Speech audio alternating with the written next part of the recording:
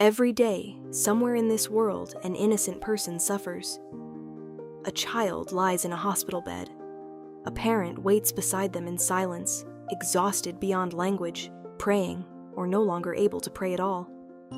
In another place, someone loses a home, a body, a future, a life they did nothing to deserve losing. And somewhere, in the middle of all that pain, someone asks the oldest and most dangerous question in religion: why God? Not as philosophy, not as debate, as a cry, as accusation, as grief trying to speak to the silence above it. That is what makes the problem of evil so powerful. It does not begin in books. It begins in suffering that feels morally unbearable. Because the question is never only whether evil exists.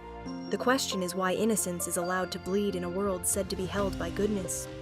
And the moment that question becomes personal, theology stops being theory. It becomes survival. It becomes the desperate search for a reason not to collapse under the weight of what should never have happened. If God is all-powerful, he could stop evil. If God is all-loving, he would want to. So why does evil exist? That is the paradox in its sharpest form, and no amount of religious language can make it harmless. Because once those two ideas stand side by side, total power and perfect love, suffering begins to look like a contradiction.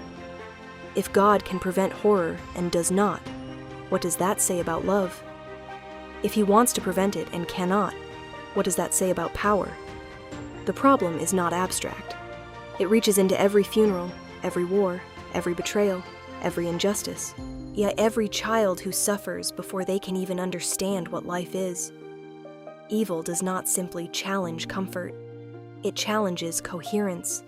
It threatens the entire moral structure believers use to trust the universe at all. And that is why this question survives every century. It is not a curiosity. It is an assault on the logic of faith itself. Hell enters with the answer many people are afraid to say out loud. Maybe God is not as powerful as you think.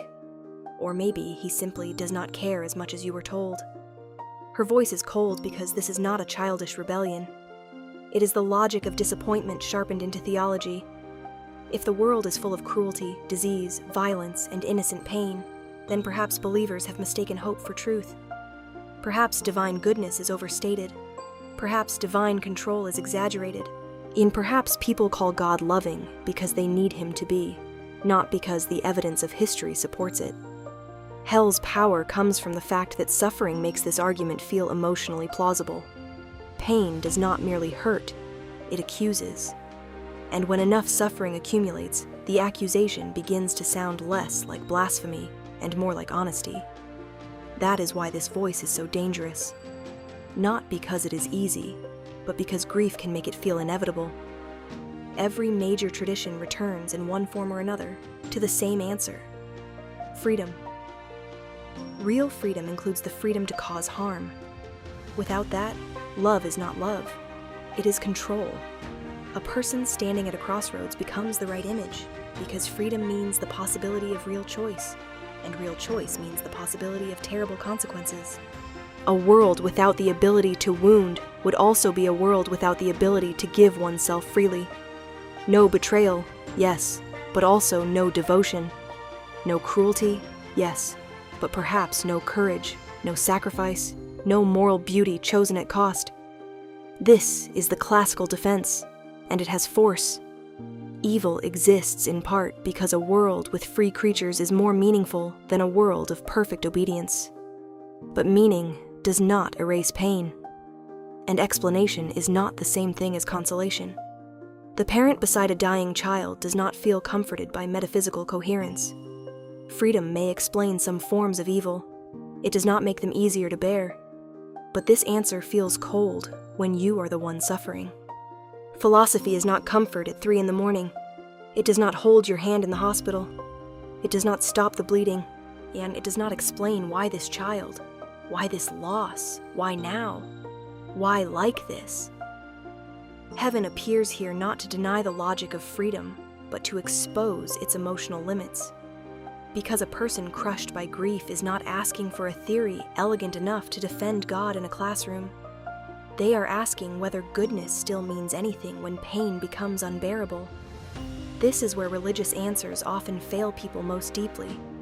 Not because they are always false, but because they arrive too abstractly, too cleanly, too far from the broken body and the sleepless night. A true answer would have to be more than intelligent. It would have to be near. It would have to enter the room, not float above it. It would have to sound less like argument and more like presence. Maybe the real question is not why God allows evil. And maybe it is, where is God when evil happens? That shift changes everything, because it moves the problem away from abstract causation and toward presence. A person alone in darkness does not only want reasons. They want to know whether suffering is endured alone, whether the universe is empty at the point of deepest pain, whether heaven watches from a safe distance while bodies break below. The deepest spiritual crisis is often not intellectual disbelief, but felt abandonment. Not, I cannot explain evil, but I cannot find God inside it. And perhaps that is why the problem cuts so deeply. Evil does not only wound the body or the mind, it threatens relationship. It makes divine silence feel personal. And once suffering begins to feel like abandonment, theology becomes almost impossible to hear. At that point, the question is no longer whether God exists in some abstract sense. It is whether love still exists where the world feels most merciless. Every tradition answers that question differently, but many agree on one thing. God is not absent from suffering. God is present inside it. That claim is difficult because it risks sounding beautiful in a world that is not beautiful, and yet it persists because it offers something explanation cannot. Not a reason for evil, but companionship within it.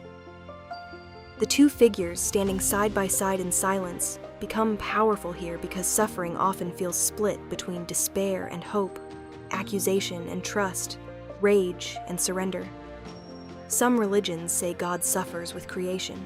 Some say he enters history. Some say he is nearest precisely to the brokenhearted. Others speak less personally, but still insist that the sacred is found not outside pain, but in the mysterious depth that pain cannot fully destroy. This does not solve the problem, but it changes its center. The issue becomes not only why evil exists, but whether love can still remain present where evil seems strongest.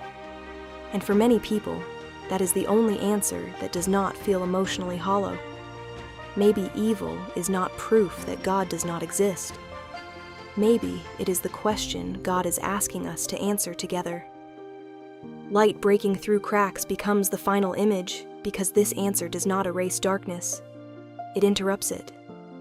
Perhaps the existence of evil does not only test God in the human imagination. Perhaps it reveals humanity to itself. What do we become when confronted with suffering that is not ours? Do we turn away, explain it too quickly, blame the victim, or protect our theology and move on? Or do we become the kind of presence we once begged heaven to send? That possibility is both beautiful and unbearable, because it means the answer to evil may not arrive first as explanation, but as responsibility.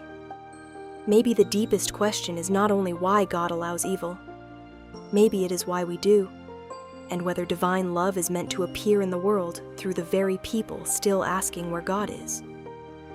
Maybe the crack in the world is also the place where human beings are being judged by what they choose to become inside it. See you in the next video, where the questions only get darker.